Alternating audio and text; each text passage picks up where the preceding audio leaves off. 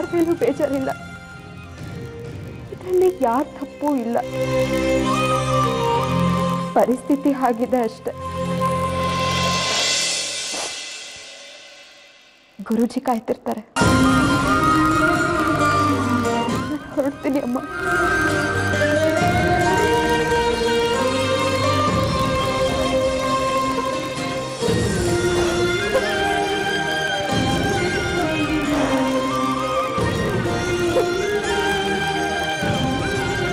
ಕಾಲ ಬದಲಾಯ್ತು, ಮನುಷ್ಯನೂ ಬದಲಾದ, ಎಲ್ಲಾನು ಬದಲಾಗೋಯ್ತು. ಆದ್ರೆ ಹೆಣ್ಣಿನ ಸ್ಥಿತಿ ಮಾತ್ರ ಅವತ್ತು ಹೇಗಿತ್ತು ಇವತ್ತು ಹಾಗೆ ಇದೆ.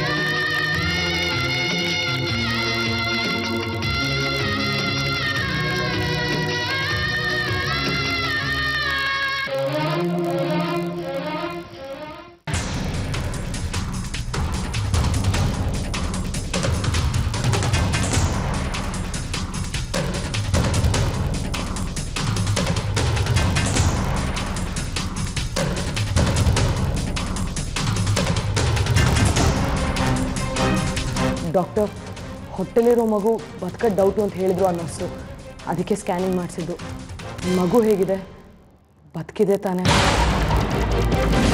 ಅಥವಾ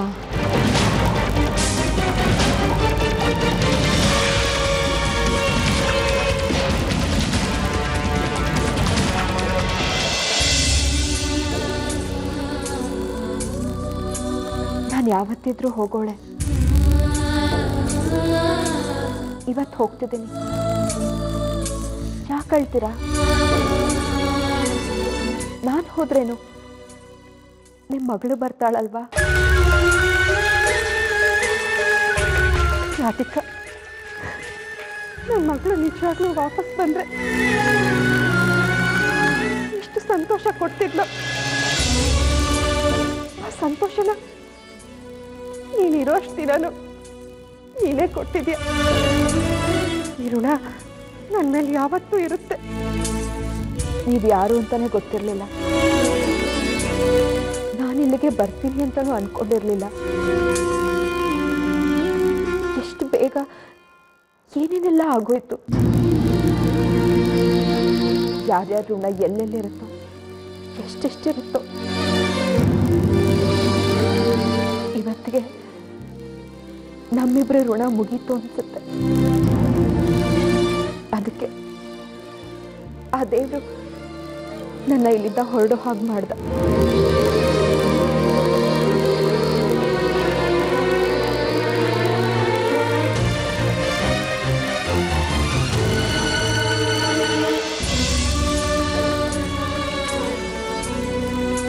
ಬರ್ತೀನಿ ಅಮ್ಮ.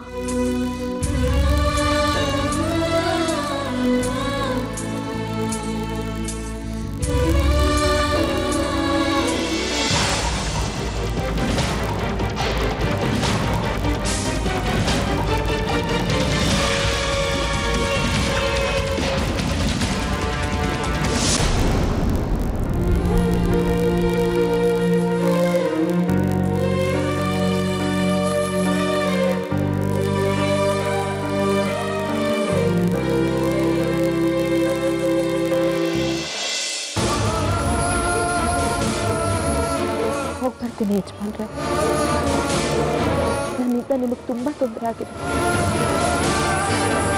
ಕ್ಷಮಿಸ್ಬಿಡಿ.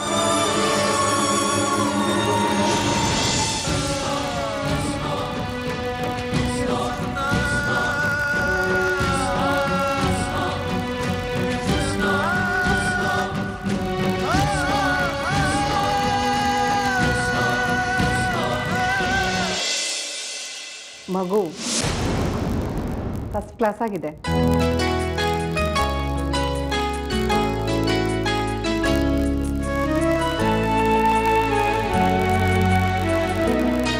ಏನು ತೊಂದರೆ ಇಲ್ಲ.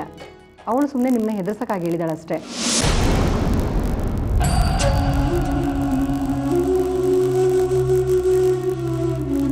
ದೊಡ್ಡೋರು ನೀವು,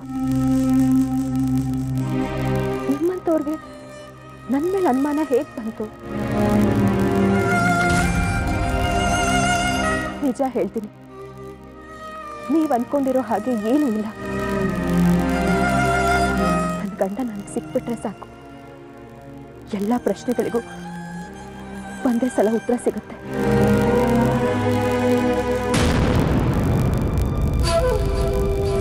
ಬರ್ತೀನಿ.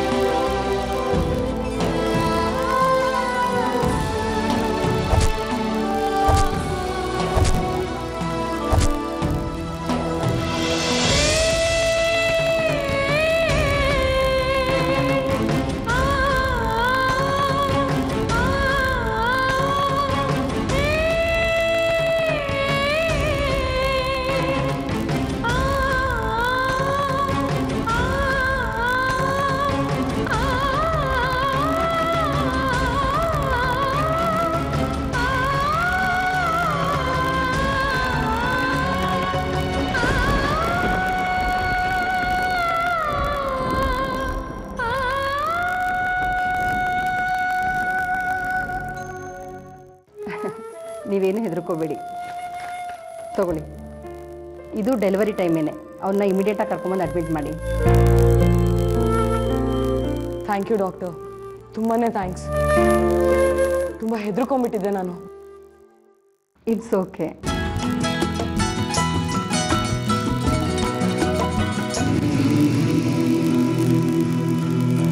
ಮಗಳೇ, ದೇಸಾಯಿಯವರ ಮನೆಯಲ್ಲಿ ನಿನ್ನ ಮನಸ್ಸಿಗೆ ತುಂಬ ನೋವಾಗಿರಬೇಕು. ಚಿಂತೆ ಮಾಡಬೇಡ, ದೈವ ಸಂಕಲ್ಪ, ಎಲ್ಲ ಒಳ್ಳೆಯದೇ ಆಗುತ್ತೆ. ಹೌದು ಮಗು. ರಾಧಿಕಾ, ನೀನು ಯಾವಾಗ ನೋಡ್ತೀನೋ ಅಂತ ಅನ್ಸ್ಬಿಟ್ಟಿತ್ತು. ಒಳ್ಳೇದಾಯ್ತು, ಸದ್ಯ ಬಂದ್ಯಲ್ಲ. ಹೌದು, ನಿನಗೆ ಸೀಮಂತ ಅಂತ ಹೇಳ್ತಿದ್ರು, ಆದರೆ ನೀನು... ಸಂಜೀವಿನಿ, ರಾಧಿಕಾ ಅದನ್ನೆಲ್ಲ ನಿಧಾನವಾಗಿ ಹೇಳ್ತಾಳೆ. ಮೊದಲು ಅವಳನ್ನ ಒಳಗಡೆ ಕರ್ಕೊಂಡು ಅವಳಿಗೆ ವಿಶ್ರಾಂತಿ ಬೇಕು. ಆಯಿತು ಗುರುಜಿ, ಹೋಗಿ ಮಗು. ರಾಧಿಕಾ, ಇವತ್ತು ಬೆಳಗ್ಗೆ ನಿಮ್ಮ ಸ್ಕ್ಯಾನಿಂಗ್ ರಿಪೋರ್ಟ್ಸ್ ಬಂತು. ನಾನೇ ಹೋಗಿ ತೊಗೊಂಬಂದೆ. ಮಗು ಆರೋಗ್ಯವಾಗಿದೆಯಂತೆ, ಏನೂ ತೊಂದರೆ ಆಗಲ್ವಂತೆ. ಮಗು ಬಗ್ಗೆ ತುಂಬಾ ಟೆನ್ಷನ್ ಆಗಿಬಿಟ್ಟಿತ್ತು. ಆದರೆ ಮಗು ಆರೋಗ್ಯವಾಗಿದೆ, ಏನೂ ತೊಂದರೆ ಆಗಲ್ಲ ಅಂತ ಡಾಕ್ಟರ್ ಹೇಳಿದ ಮೇಲೆ ಸ್ವಲ್ಪ ಸಮಾಧಾನ ಆಯಿತು. ಯಾಕೆ ಸಂಜೀವಿನಿ ಅಕ್ಕ ಪದೇ ಪದೇ ಮಗು ಆರೋಗ್ಯವಾಗಿದೆ ಅಂತ ಹೇಳ್ತಿದ್ದೀರಾ? ಮಗುಗೇನಾದರೂ ತೊಂದರೆ ಆಗುತ್ತೆ ಅಂತ ನೀವ್ಯಾಕೆ ಅನ್ಕೊಂಡ್ರಿ? ಅಥವಾ ನಾನೇನಾದರೂ ಹೇಳಿದ್ನಾ? ಇಲ್ಲ, ಆ ನರ್ಸು ಏನಿಲ್ಲ ಬಿಡು, ಮಗು ಆರೋಗ್ಯವಾಗಿದೆ ಅಂತ ಹೇಳಿದ ಮೇಲೆ ಸಮಾಧಾನ ಆಯಿತು, ಸಂತೋಷ ಆಯಿತು, ಅದಕ್ಕೆ ಹೇಳಿದೆ ಅಷ್ಟೆ.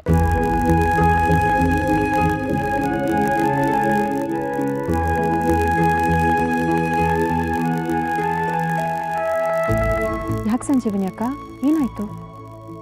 ಏನಾಗಿಲ್ಲ, ನೀನು ನಡಿ ಒಳಗಡೆ, ಹೇಳ್ತೀನಿ ನಾನು. ಇದೇನು ನ್ಯಾಯ ಕೊಟ್ಬಿಟ್ರಿ ನೀವು? ಅಲ್ಲಿ ಆಶ್ರಮದಲ್ಲಿ ಅವಳನ್ನ ನೋಡ್ಕೊಳ್ಳೋದಕ್ಕೆ ಯಾರಿದ್ದಾರೆ ಹೇಳಿ? ಅಲ್ಲಿರೋರೆಲ್ಲ ಅವಳ ವಯಸ್ಸಿನವ್ರೆ. ಡಾಕ್ಟರ್ಗಳು ಆಯಗಳು ಇರ್ಬೋದು, ಆದ್ರೆ ನಾವು ನೋಡ್ಕೊಂಡು ಹಾಗೆ ಅವ್ರು ನೋಡ್ಕೊಳ್ಳೋದಕ್ಕೆ ಸಾಧ್ಯನಾ? ಇವತ್ತು ಒಂದಿನ ಸುಮ್ಮನಿದ್ದಿದ್ರೆ ಅವ್ರು ಸೀಮಂತನೇ ಆಗ ಹೋಗ್ಬಿಡ್ತಿತ್ತು. ಅದಕ್ಕೂ ಕಲ್ಬಿತ್ತಲ್ಲ ರೀ. ಆಯ್ತು, ನೀವು ತಗೊಂಡಿರೋ ತೀರ್ಮಾನಕ್ಕೆ ನಾನು ಅಡ್ಡ ಬರೋದಿಲ್ಲ. ಆದ್ರೆ ನಿಮ್ಮ ಹತ್ರ ಒಂದೇ ಒಂದು ಕೇಳ್ಕೊತೀನಿ, ಅದಕ್ಕೂ ಇಲ್ಲ ಅಂದ್ಬಿಡ್ಬೇಡಿ. ನೋಡಿ, ರಾಧಿಕಾ ಸೀಮಂತ ಮನೆಯಲ್ಲಿ ನಡೆಯೋದು ಬೇಡ, ಆದ್ರೆ ಆಶ್ರಮದಲ್ಲಾದ್ರೂ ಮಾಡ್ಬೋದಾ? ನಾನು ಅಲ್ಲಿಗೆ ಹೋಗ್ತೀನಿ. ಈ ದೊಡ್ಡ ಮಟ್ಟದಲ್ಲಿ ಬೇಡ, ಚಿಕ್ಕದಾಗಿ ಶಾಸ್ತ್ರ ಮಾಡ್ಬಿಡ್ತೀನಿ ಅಷ್ಟೇ. ಒಪ್ಕೊಳ್ವಿ. ಆಗ ಜನ ಏನಂತಾರೆ? ಮನೆಯಲ್ಲಿ ನಡೆಸೋಕ್ಕಾಗಲಿಲ್ಲ, ಅದಕ್ಕೆ ದೇಸಾಯಿಗಳು ಆಶ್ರಮಕ್ಕೆ ಹೋಗಿ ಸೀಮಂತ ನಡೆಸಿದ್ರು ಅಂತ ಆಡ್ಕೊಂಡು ನಗೋದಿಲ್ವಾ? ಹಾಗಿದ್ರೆ ರಾಧಿಕಾ ಸೀಮಂತ ಮಾಡೋದಕ್ಕೆ ಸಾಧ್ಯನೇ ಇಲ್ವಾ? ಅದಕ್ಕೆ ನೀವು ಇಷ್ಟೊಂದು ಕಣ್ಣೀರು ಹಾಕೋ ಅವಶ್ಯಕತೆ ಇಲ್ಲ. ನಾನೇನು ಶತ್ರುನಾ? ನಾನು ಈ ಮನೆಗೆ ಒಳ್ಳೇದಾಗಲಿ ಅಂತ ಆಸೆ ಪಡ್ತೀನಿ. ರಾಧಿಕಾ ಒಳ್ಳೆ ಹುಡುಗಿ ಇರಬಹುದು, ಆದರೆ ತಪ್ಪು ಮಾಡಿದ್ದಾಳೆ. ಗಂಡನ ಹೆಸರು ಇದ್ದೇ ಗರ್ಭಿಣಿ ಆಗಿದ್ದಾಳೆ. ಅಂಥವಳು ನಮ್ಮ ಮನೇಲಿದ್ದರೆ ನಮ್ಮ ಮನೆಗೆ ಒಳ್ಳೇದಲ್ಲ. ಅವಳು ನೀವು ಸೀಮಂತ ಮಾಡಿದ್ರೆ ನಾಳೆ ಜನ ನೋಡಿ ನಗ್ತಾರೆ. ನಮಗೆ ಬೇಕಾಗಿದ್ದಲ್ಲ. ಚಂದ್ರು, ನೀನು ತಪ್ಪು ತಿಳ್ಕೊಂಡಿದ್ಯಾ. ಯಾವುದು ಅನಿವಾರ್ಯತೆಯಿಂದ ರಾಧಿಕಾ ಹೀಗೆ ಮಾಡ್ತಿದ್ದಾಳೆ ಅಷ್ಟೇ. ಅವಳು ಗಂಡನ ಮನೆ ಯಾವುದು ಅಂತ ಹೇಳೋದಕ್ಕೆ ಅವಳು ಯಾಕೋ ಇಷ್ಟಪಡ್ತಿಲ್ಲ. ಅದಕ್ಕೆ ಕಾರಣ ಏನು ಅಂತ ನನಗೂ ಗೊತ್ತಿಲ್ಲ. ಆದ್ರೆ ರಾಧಿಕಾ ಹೊಟ್ಟೆಲಿರೋ ಮಗುಗೆ ತಂದೆ ಹೆಸರಿದೆ. ಅವಳು ತಾಳಿ ಕಟ್ಟಿರೋ ಗಂಡನೂ ಇದ್ದಾನೆ. ಆದ್ರೆ ಅವಳ ಬಿಟ್ಟು ಹೋಗಿದ್ದಾರೆ. ಅವನ್ನ ಹುಡ್ಕೊಂಡೆ ಅವಳು ಊರೂರು ಸುತ್ತಿ ಕೊನೆಗೆ ಇಲ್ಲಿಗೆ ಬಂದಿದ್ದಾಳೆ. ಅದಕ್ಕೆ ಇರಬಹುದು, ಇಲ್ದೇನೂ ಇರಬಹುದು. ಆದರೆ ನೀವು ಹೇಳ್ತಾ ಇರೋದು ಯಾವುದಕ್ಕೂ ಆಧಾರ ಇಲ್ಲ. ರಾಧಿಕಾ ತಾನಾಗೆ ಬಾಯ್ಬಿಟ್ಟು ನನ್ನ ಗಂಡನ ಮನೆ ಇಂಥದ್ದು, ನನ್ನ ಗಂಡ ಇಂಥವನು ಅಂತ ಹೇಳೋವರೆಗೂ ಅವಳ ಮೇಲಿರೋ ಅಪವಾದ ತಪ್ಪೋದಿಲ್ಲ.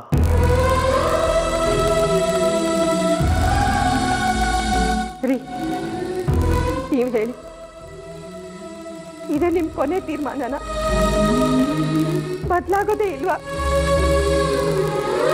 ಬದಲಾಗೋದಕ್ಕೆ ಸಾಧ್ಯವೇ ಇಲ್ಲ. ಯಾಕೆಂದ್ರೆ ಸತ್ಯ ಗೊತ್ತಿಲ್ವಲ್ಲ. ರಾಧಿಕಾ ಬಾಯಿ ಬಿಡದು ಹೊರತು ನಾನು ಯಾವ ರೀತಿಯೂ ಸಹಾಯ ಮಾಡೋದಕ್ಕಾಗೋದಿಲ್ಲ. ಊರಿನ ಮುಖ್ಯಸ್ಥನಾಗಿ ತೀರ್ಮಾನ ಕೊಟ್ಟಿದ್ದೀನಿ. ಮನೆ ಯಜಮಾನನಾಗಿ ಈ ತೀರ್ಮಾನ ಬದಲಾಯಿಸೋದಕ್ಕಾಗೋದಿಲ್ಲ. ಇದೇ ಕೊನೆ ತೀರ್ಪು. ಹಾಗಿದ್ರೆ ನನ್ನ ಪ್ರೀತಿ ಅದಕ್ಕೆ ಅನ್ಯಾಯ ಆಗೋದಿಲ್ವಾ? ಅವಳ ನನ್ನ ಮಗಳು ಅನ್ಕೊಂಡಿದ್ದೆ, ಅದಕ್ಕೆ ಅನ್ಯಾಯ ಆಗೋದಿಲ್ವಾ? ಪಾಪ, ಒಂದು ಅನಾಥೆ ಗರ್ಭಿಣಿನ ಮನೆಯಿಂದ ಹೊರಗೆ ಹಾಕಿದ್ವಲ್ಲ, ಅವಳ ಹೊಟ್ಟೆಲಿರೋ ಮಗುಗೆ ಅನ್ಯಾಯ ಆಗೋದಿಲ್ವಾ? ಇದಕ್ಕೆಲ್ಲ ಯಾರು ಉತ್ತರ ಕೊಡ್ತಾರೆ? ಪರಿಹಾರ ಏನ್ ಹೇಳಿ? ಪರಿಹಾರ, ಉತ್ತರ ಯಾವುದು ನನ್ನ ಕೈಯಲ್ಲಿ ಇಲ್ಲ ಸೌಪರ್ಣಿಕಾ. ನಿನಗೆ ಉತ್ತರ ಬೇಕೇ ಬೇಕು ಅನ್ನೋದಾದ್ರೆ ದೇವ್ರ ಹತ್ರ ಕೇಳು. ಬೇಕಿದ್ರೆ ನಾನೇ ದೇವಸ್ಥಾನಕ್ಕೆ ಕರ್ಕೊಂಡು ಹೋಗ್ಬಿಡ್ತೀನಿ. ನೀನುಂಟು, ದೇವ್ರುಂಟು. ಈ ವಿಷಯದಲ್ಲಿ ನಾನು ಅಸಹಾಯಕ. ಅರ್ಥ ಆಯ್ತು, ಅದು ನನಗೂ ಅರ್ಥ ಆಯ್ತು ರೀ. ನನ್ನ ಸಂಕಟನ ಕೇಳಿಸ್ಕೊಳ್ಳೋಕ್ಕೆ ಉಳಿದಿರೋದು ಆ ದೇವ್ರು ಮಾತ್ರ. ಹಾಗೆ ಆಗ್ಲಿ, ಅಷ್ಟಾದ್ರೂ ಸಹಾಯ ಮಾಡಿ.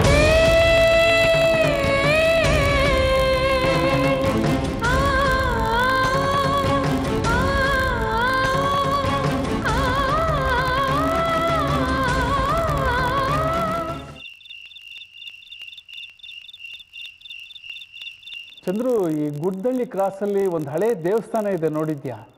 ಗೊತ್ತಣ್ಣ. ಅದಕ್ಕೆನ ಕರ್ಕೊಂಡು ಹೋಗಿ ಅಲ್ಲಿ ಬಿಟ್ಬಿಟ್ಟು ಬಾ. ತಗೋ ಅಣ್ಣ, ಇಷ್ಟೊತ್ತಿನಲ್ಲಿ ಅದಕ್ಕೇನ ಅಲ್ಲಿ ಕರ್ಕೊಂಡೋಗಿ ಏನು ವಿಷಯ ಅಣ್ಣ? ಅದಕ್ಕೆ ಏನೋ ಮನಸ್ಸಲ್ಲಿರೋ ಕಷ್ಟ ಎಲ್ಲ ದೇವ್ರ ಮುಂದೆ ಹೇಳ್ಕೊಂಡು ಮನಸ್ಸನ್ನ ಹಗುರ ಮಾಡ್ಕೋಬೇಕಂತೆ. ಹೋಗ್ಬಿಟ್ಬಿಟ್ಟು ಬಾ. ಅದಕ್ಕೆ ಜೊತೆ ನೀವೇ ಹೋಗ್ಬೋದಿತ್ತು. ನಿನಗೇನು ತೊಂದರೆ ಇಲ್ಲಣ್ಣ, ಹೋಗ್ಬಿಟ್ಬಿಟ್ಟು ಬರ್ತೀನಿ. ನೀನು ಮೇನ್ ರೋಡಲ್ಲೇ ಹೋಗು, ಶಾರ್ಟ್ ಕಟ್ಟಲ್ಲಿ ಹೋಗಬೇಡ. ಅಲ್ಲಣ್ಣ, ಶಾರ್ಟ್ ಕಟ್ಟಲ್ಲಿ ಹೋದರೆ 10-15 ನಿಮಿಷ ಅಷ್ಟೇ. ಸಮಯ ಅಲ್ಲ, ರೋಡ್ ಸರಿ ಇಲ್ಲ ಅಲ್ಲಿ. ಅರ್ಥ ಆಯ್ತಾ? ರೀ, ಹೊರಡೋಣ. ಚಂದ್ರು ಕರ್ಕೊಂಡು ಹೋಗ್ತಾನೆ ನಿನ್ನನ್ನು. ಯಾಕೆ ನೀವು ಬರೋದಿಲ್ವಾ? ನಂಗೆ ಸ್ವಲ್ಪ ಕೆಲಸ ಇದೆ, ಚಂದ್ರು ಕರ್ಕೊಂಡು ಹೋಗ್ತಾನೆ. ಚಂದ್ರು ಕರ್ಕೊಂಡು. ಸರಿ ಅಣ್ಣ, ಬನ್ನಿ ಅದಕ್ಕೆ. ಬರ್ತೀರಿ. ಒಳ್ಳೇದು. ಚಂದ್ರು, ಅಣ್ಣ, ನೀನು ಕಾರ್ನ ಕ್ರಾಸಲ್ಲೇ ನಿಲ್ಲಿಸು. ದೇವಸ್ಥಾನದ ತನಕ ಹೋಗೋದು ಬೇಡ, ಅಕ್ಕನೇ ಹೋಗ್ತಾಳೆ. ನೀನು ಅಲ್ಲಿ ಬಿಟ್ಬಿಟ್ಟು ವಾಪಸ್ ಬಂದ್ಬಿಡು. ಯಾಕಣ್ಣ, ನಾನು ದೇವಸ್ಥಾನಕ್ಕೆ ಹೇಳ್ದಷ್ಟು ಮಾಡು. ಸರಿ ಅಣ್ಣ.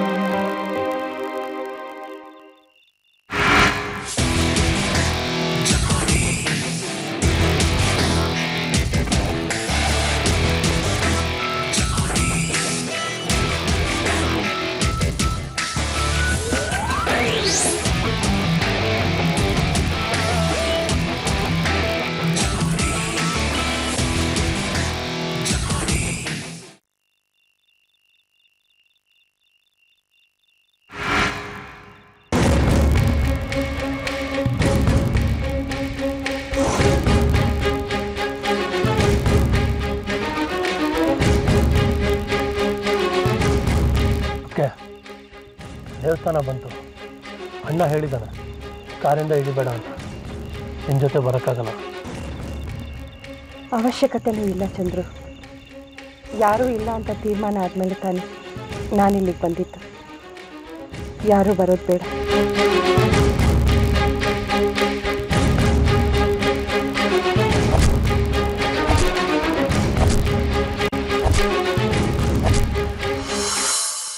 ಇದ್ದಪ್ಪ ವರ್ಷೆ ಮನೆ ಯಜಮಾನ್ ಅಂದ್ರೆ ಹಿಂಗಿರ್ಬೇಕು. ಅಕ್ಕ ಎಷ್ಟೇ ಕಣ್ಣೀರು ಹಾಕಿದ್ರು ಸೋತು ತಲೆಬಾಗ್ಲಿಲ್ಲ. ಖಡಕ್ಕಾಗಿ ಒಂದೇ ಮಾತಾಡಿ ಬಾಯಿ ಮುಚ್ಚಿಸ್ಬಿಟ್ರು ಭಾವ. ಯಜಮಾನಮ್ಮನ್ನ ದೇವಸ್ಥಾನಕ್ಕೆ ಬಿಟ್ಟು ಬರೋದಕ್ಕೆ ಯಜಮಾನಪ್ಪನೇ ಹೋಗ್ಬೋದಿತ್ತು. ತಮ್ಮನ್ನು ಕಳಿಸಿರೋದ್ರ ಹಿಂದೆ ಏನೋ ಕಾರಣ ಇದೆ. ಸೀತಾಮಾತೆಯನ್ನ ಲಕ್ಷ್ಮಣನ ಜೊತೆ ಕಳ್ಸ ಹಾಗೆ ಕಾಡಿ ಕಳಿಸಿದ್ರ. ಶ್ರೀರಾಮನಷ್ಟು ಸಾಚ ಅಂತ ಅನಿಸ್ತಿಲ್ಲ ನನಗೆ. ನಂಜು, ಸೂರ್ಯಭಾವನ ಬಗ್ಗೆ ಹಾಗೆಲ್ಲ ಮಾತಾಡಬೇಡ. ಅವ್ರು ಒಂದ್ಸಲ ಮಾತಾಡಿದ್ರೆ ಮುಗೀತು. ತಲೆ ಮೇಲೆ ತಲೆ ಬಿದ್ದರೂ ಮಾತು ಬದಲಾಯಿಸೋದಿಲ್ಲ. ರಾಧಿಕಾನ್ ಸೀಮಂತ ಮನೇಲಿ ನಡೆಯಲ್ಲ ಅಂದರು. ರಾಧಿಕಾನ್ ಮನೆಯಿಂದ ಹೊರಗೆ ಹಾಕಿದ್ರು. ಅಷ್ಟಿಲ್ಲದೆ ಊರಿಗೂರೇ ಕೈ ಮುಗಿತಿರ್ಲಿಲ್ಲ ಅವ್ರಿಗೆ. ಅವರು ನಿನ್ನ ಭಾವನಂಗೆ ಹೆಂಡತಿ ಗುಲಾಮ ಅಲ್ಲ. ಆದರೂ ನನಗೆ ಯಾಕೋ ಅನುಮಾನ.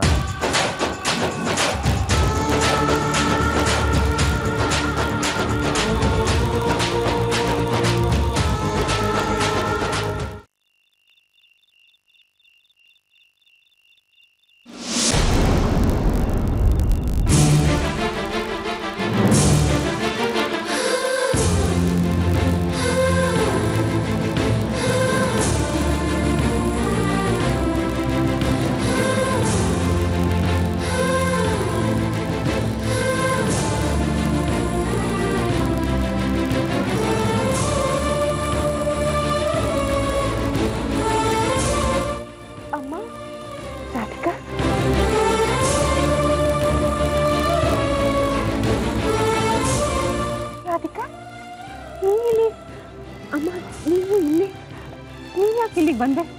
ಅದು ಗುರುಜಿ ಇಲ್ಲಿ ಕರ್ಕೊಂಡ್ಬಂದ್ಬಿಟ್ರು. ಏನು ಏಕೆ ಅಂತ ಕಾರಣ ಹೇಳಲಿಲ್ಲ. ಸೌಪರ್ಣಿಕಾ,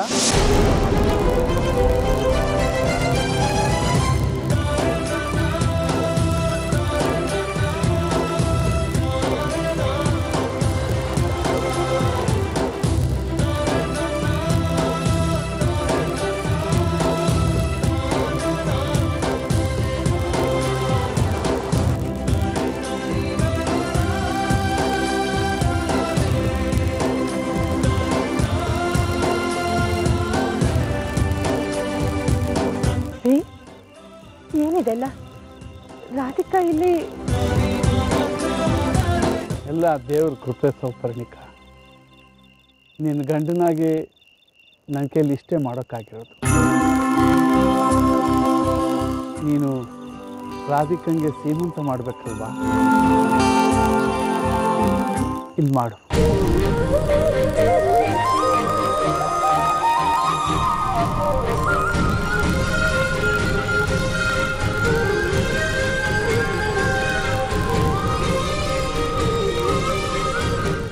ಬೇರೆ ಯಾರೂ ಇಲ್ಲ, ನೀನು ರಾಧಿಕಾ. ನಿನ್ನ ಆಸೆನ ಇಲ್ಲಿ ಪೂರೈಸ್ಕೊ.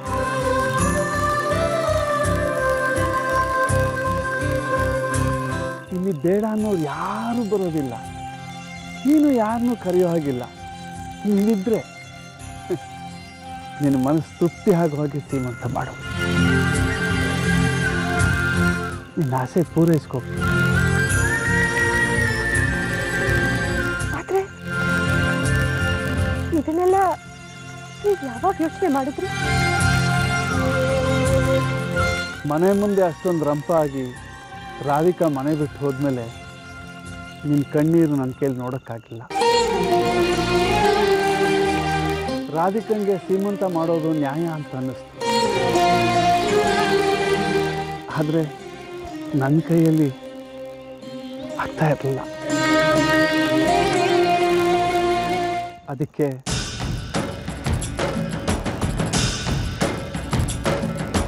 सर्वेषां स्वस्ति भवतु सर्वेषां शान्तिर्भवतु सर्वेषां पूर्णं भवतु सर्वेषां मङ्गलं भवतु